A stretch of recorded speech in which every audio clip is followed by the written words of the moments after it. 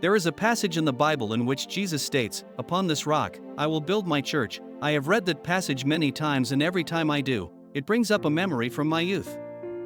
A memory that really has nothing in common at all with the meaning of the passage.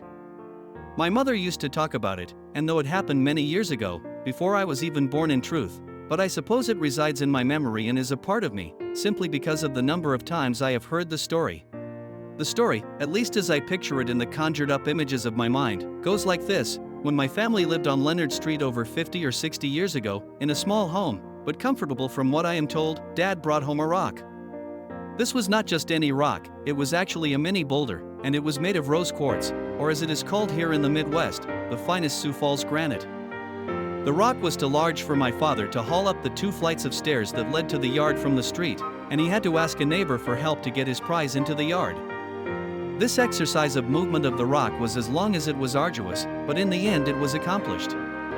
The rock was set in its place of honor in the yard, in front of the porch, like a guardian at a gate.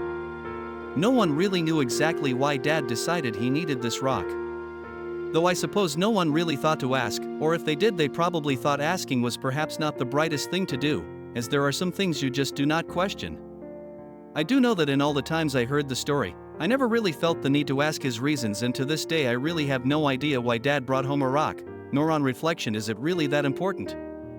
The point is that he did, and I am sure he had his reasons.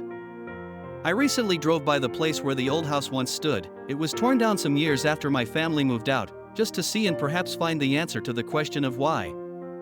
I pulled up to the curb and parked the car. Slowly I climbed the weed-covered stairs that led to the place where the old home once stood. As I climbed the 2 long flights of stairs, I could imagine the labor required to carry the mini boulder up their steep incline to the top. I reached the top of the stairway, and there spread before me was the old yard and the weed-covered foundation that was the house, and in front of it stood the guardian rock, or to be accurate, pieces of it, time and nature having found its weak points and slowly, patiently, year after year, breaking it into parts. I stood there looking for its hidden secret, the idea that my father had when he brought it home to place into his yard. As I looked and thought, that passage from the Bible once more crept unbidden into my mind. A connection was made, and an idea came forth. Perhaps Dad's rock and the passage do have something in common, an intertwined meaning. Just perhaps the hidden message was, "Upon this rock I will build my family, and it will stand as a symbol of this." And now through the perfidy of time, that single rock has split into pieces, like the children of my father and mother, each child building a family of their own, each one becoming the rock upon which their children find strength.